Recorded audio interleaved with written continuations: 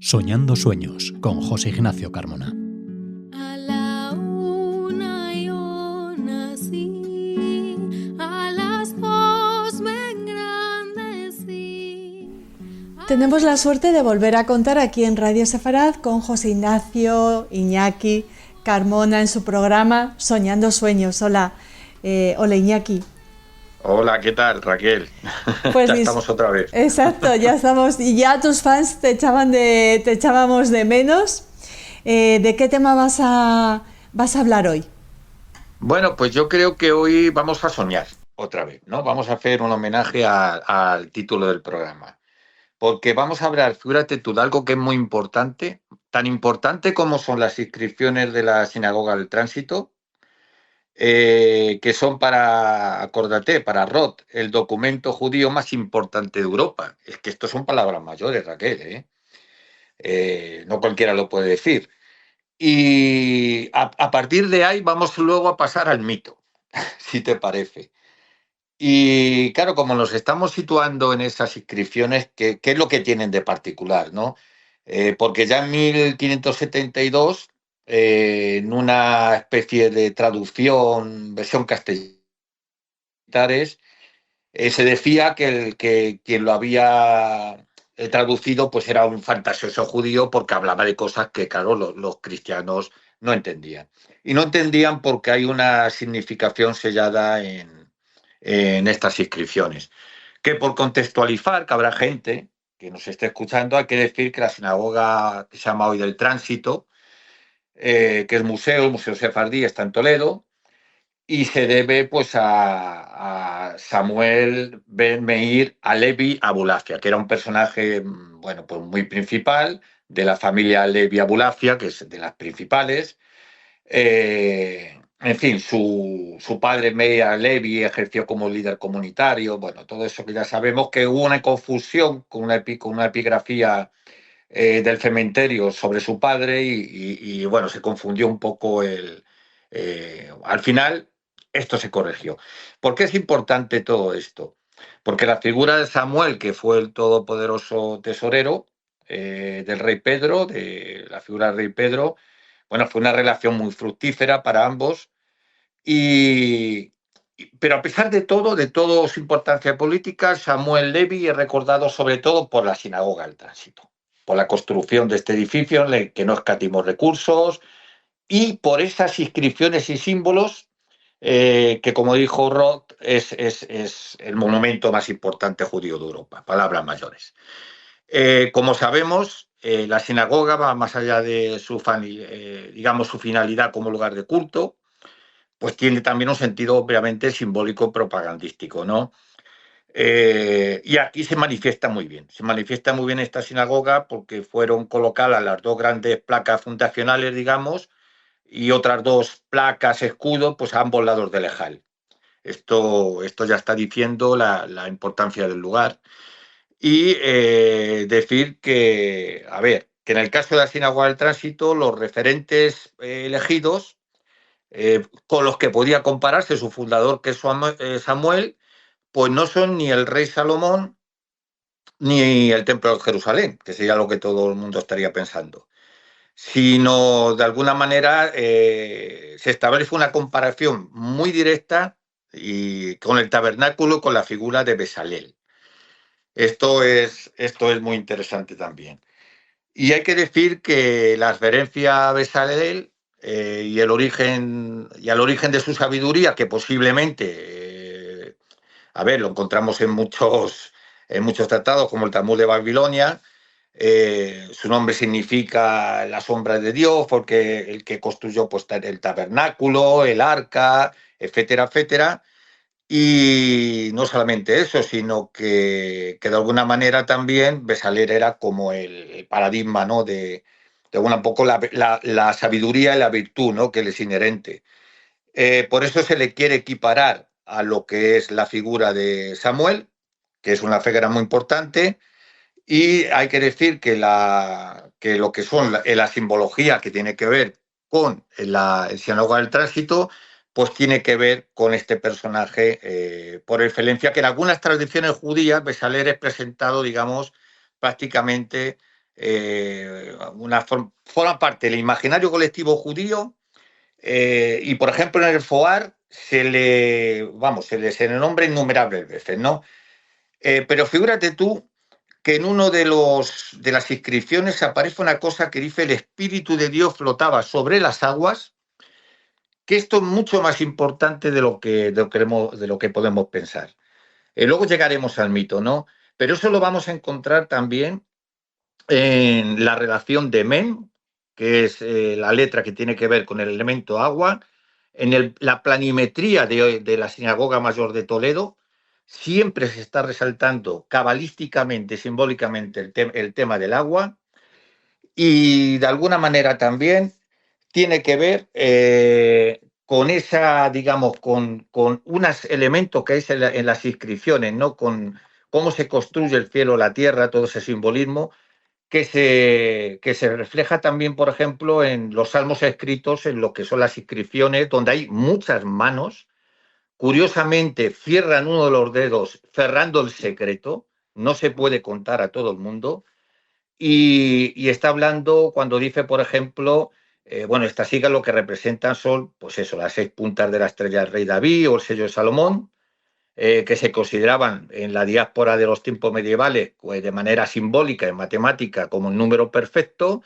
Esto pasa al ritual judío como unión del cielo y la tierra, por medio de sus 2 triángulos, y esta es lo que podemos encontrar como un simbolismo muy profundo y como una cábala muy profunda ligada a la sinagoga del tránsito.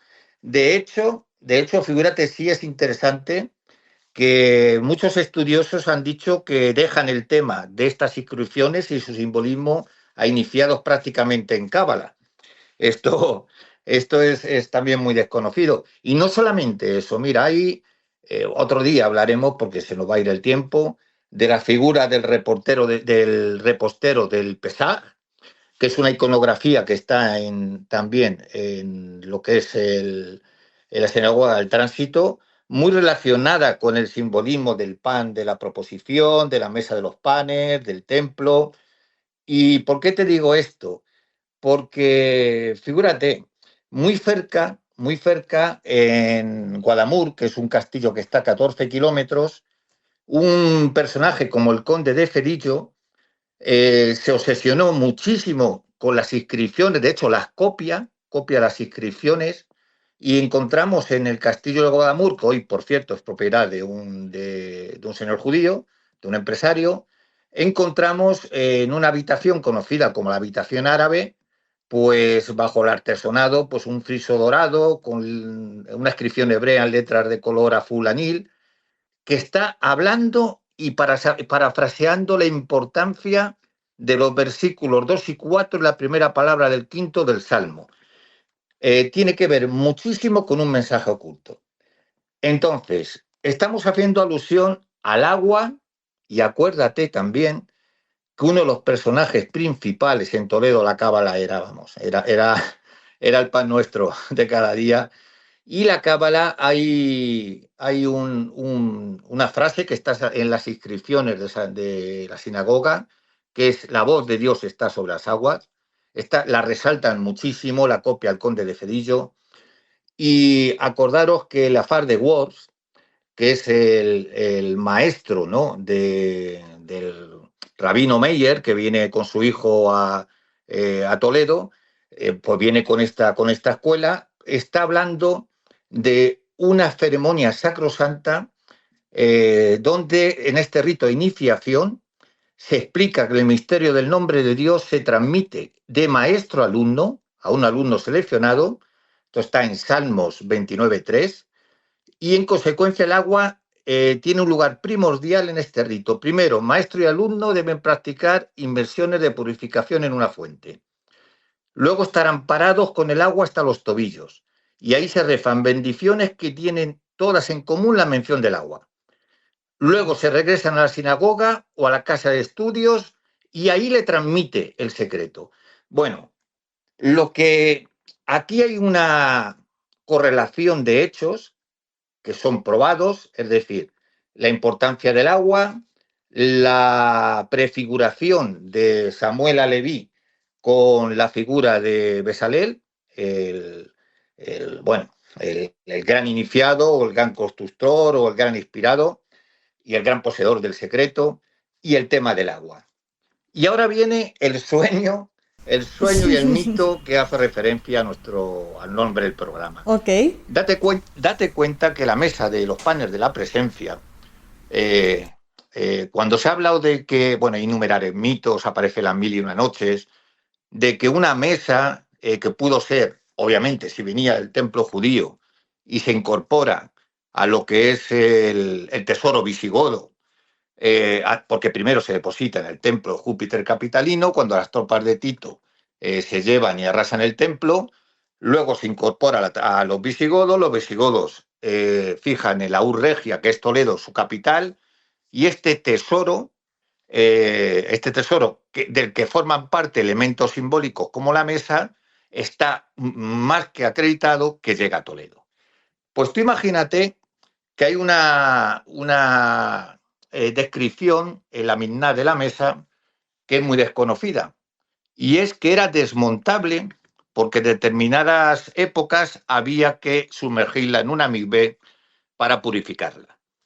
Pues tú imagínate que en el corazón de lo que es la sinagoga, una de las sinagogas principales de Toledo, porque desaparece su paradero una vez se produce la invasión árabe, tú imagínate que en esa mikvé que se supone que está entre las dos sinagogas, en esas 7 que se dice que son 7 estratos de subterráneo, que prácticamente no han sido, pues, para nada, no se ha hecho ninguna actuación arqueológica, estuviera un elemento de tan alta significación.